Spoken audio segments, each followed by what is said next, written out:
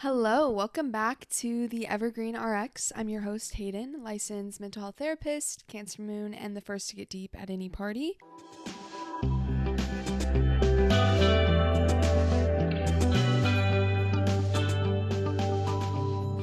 And I am talking about the idea of defenses in therapy today.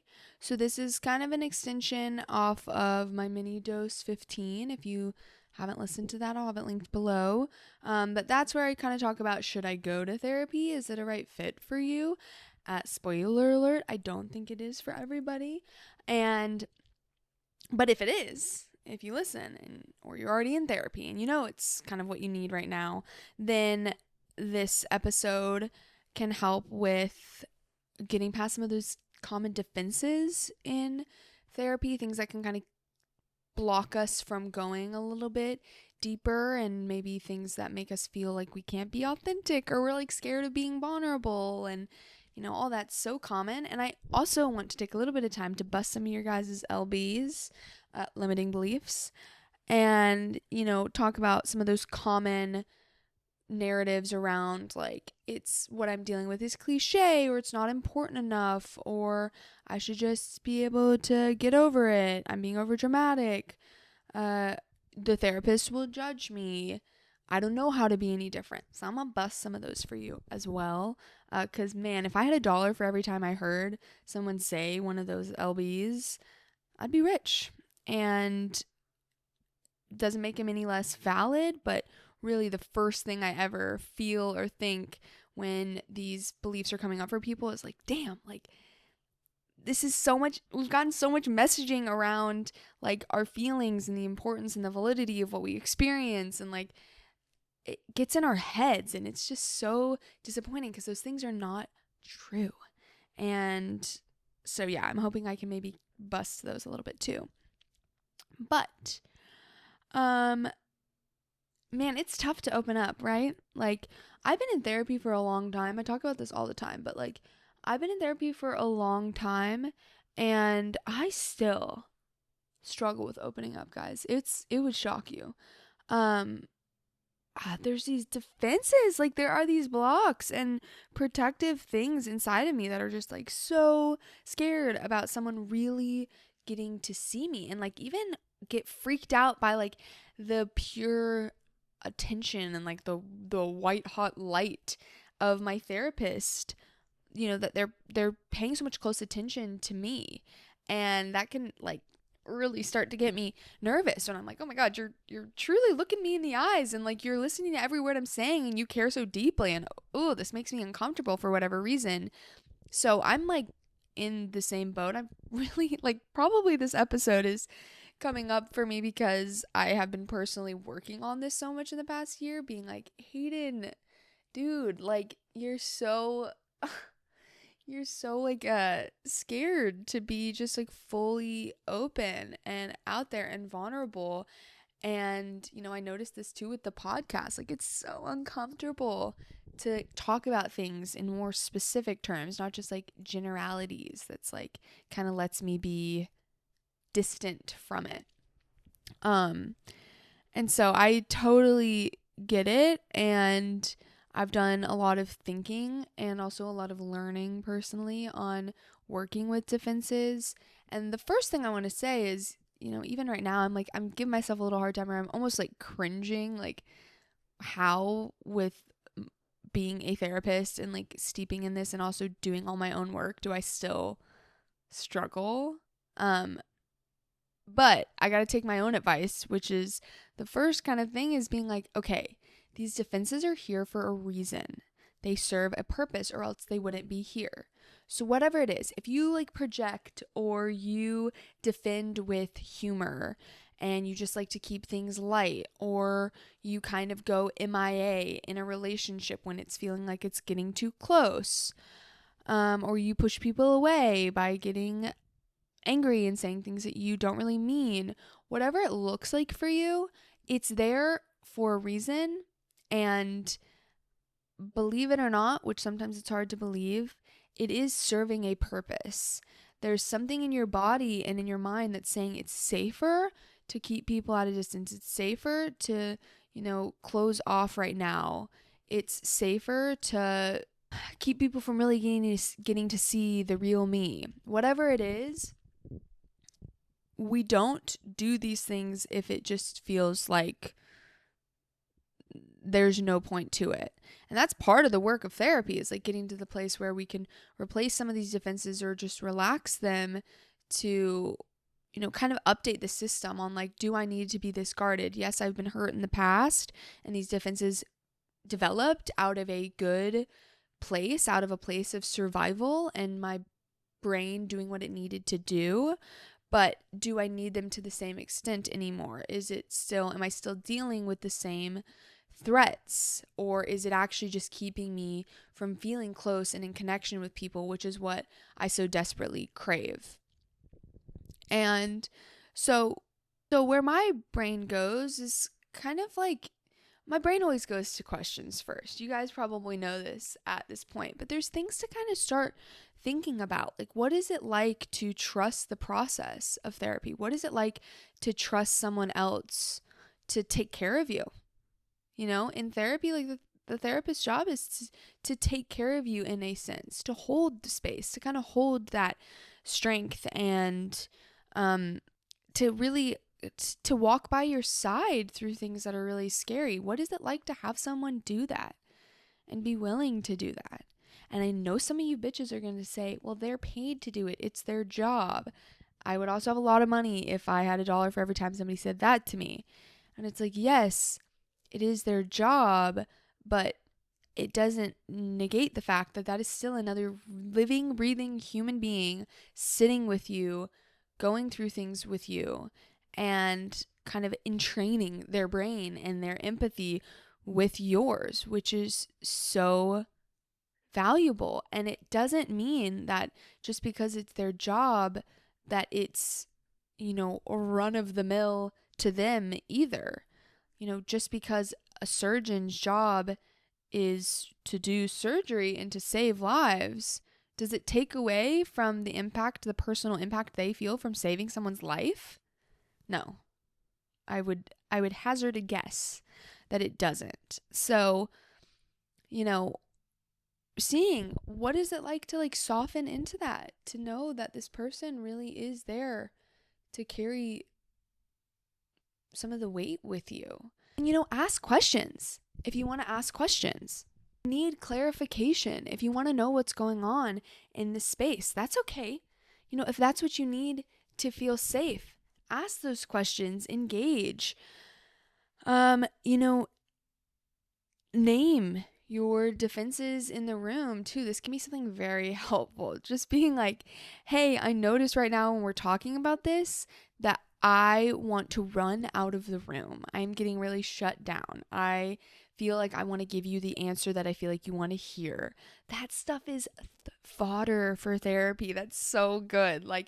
And then it's out there, and you don't have to just kind of hold it and let that defense have such a strong grip on you that it normally does when it kind of goes unaddressed. And understand, the more you do it, the easier it gets. The more you open up. And I'm talking about therapy here, but this can really apply to like relationships too. The more that we give ourselves opportunity with trusted individuals, people that have given us good reason to believe that they're good and kind and accepting, when we give those individuals the chance to be there for us, to hold a big emotion with us, to be someone that you can open up to and express how you're truly feeling to, or cry with, or whatever, the more we do that and we see, oh, that was safe, or maybe even that felt awkward, it felt hard, but I also feel a little bit of relief. The more our body starts to learn that that's possible and it's safe to do that, and we start to build new neural pathways that make it easier. And so not only is it just like that cliche of like, it gets easier with time, there's actually like brain science that, you're really training yourself to be able to do this and to kind of repattern the old pathways that said this isn't safe, it's not okay, And now I need to have all these defenses to ever keep me from being in the same vulnerable position with someone. Do you know what lies on the other side for you? Have you thought about what lies on the other side of really being able to open up with someone else? The freedom that can lie on the other side of that, the relief and the weight off your shoulders, the support, the openness, and the cracking open of your heart that can come from that, the greater connection and feeling you can get when you don't have to be so guarded, walls up, defenses up. Really think about what is on the other side, and even acknowledging what are some of the negative side effects of the defenses that you use now. Going back to like the humor example, humor as a defense is kind of like reinforced in some ways because you get people to laugh and it seems like people like you and you're easy to be around, and so it serves some purposes. But you can also maybe start to look at the negative effects. And is it draining? What does it take from you to kind of keep things bottled up and just be the life of the party for other people? Because that can be a motivating factor when we start to notice how negative or draining or difficult these defenses are to keep up. That can sometimes be our doorway into seeing if there's some flexibility there or if we want to do something different. So about the limiting beliefs, the LBs, just to go over a few that are super common. One is that it's cliché, like what I'm feeling, what I'm experiencing. Well, I would say cliches are for a reason because they usually are common, and that also doesn't take away from your unique experience of it. Every story I've ever heard in the therapy room has its own unique flavor and importance to it. And what makes it the most important is that someone is sharing it and they are sharing how it particularly impacted them and what it meant to them. And you can feel that the emotional charge or energy of it. And that makes it new every single time. Being overdramatic, that's another one. I'm too dramatic. It doesn't matter that much. What happened to me wasn't so bad. People have it worse, blah, blah, blah, blah, blah. Again, it doesn't take away from the validity of your own specific experience because it's not about what happened. It's about the impact. So 2 people can be in the exact same car wreck and one person is traumatized and the other person isn't. It doesn't mean that the other person that's not traumatized is just more resilient or stronger. They just might have been in a different headspace that day or have different experiences. And it's not about what happened. It's about how it got encoded and what support we felt like we had or how overwhelmed we felt by what we experienced. And so it's really about the impact.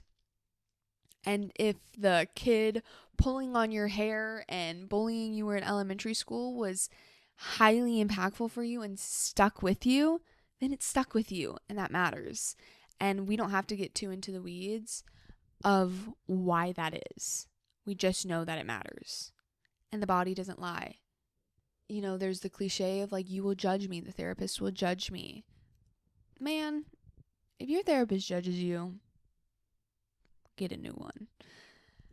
And I maybe give them a chance first. Like maybe they just really missed the mark or there was a miscommunication, and you could say like, I feel kind of judged, and give them the chance. And if they double down or whatever, I am sorry, and get a new therapist because that is shitty. But I promise, like, look at their face. We can read people. When you really look, can you see the kindness in their face? Do you see the care? Maybe it makes you uncomfortable to see that. Maybe it's kind of intense to know how much they care. But you deserve to have the space to open up and feel unconditional positive regard, as we like to say. And lastly, the other LB I want to go over is that I don't know how to be any different. I don't know what to do with this. I don't know how to fix this.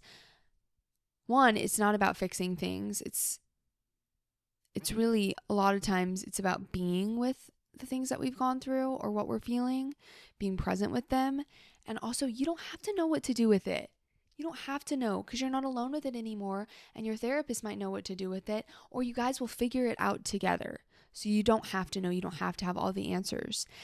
As the little robot ChatGPT told me once, you're in a space for healing, not for perfection. You don't have to come in with everything figured out or with an iron grip of control over the situation, or, a ability to just tolerate it all and muscle through. That's not what the space is for. It's to be messy and to come without things figured out and in a state of confusion or disarray or whatever state that you're in, and getting to walk through that with someone else. All right? That's all I got for you guys. As always, always, always, I always say this: reach out to me, ask me your questions, connect with me, please. I'm here. This is all about community for me, so that really drives me. I would love to hear from you guys. If this helped you and you feel like you would help a friend, please share it with them. That helps me so much, and I appreciate it deeply. And if you want to leave me a 5-star review, it takes literally 2 seconds, and it helps me tremendously. So follow along so you don't miss an episode. I've got some amazing guests. Go back through the archives. I've already had amazing guests, and maybe I've answered other questions that feel relevant for you. So I'm happy to have you here, and I'll catch you guys in the next one.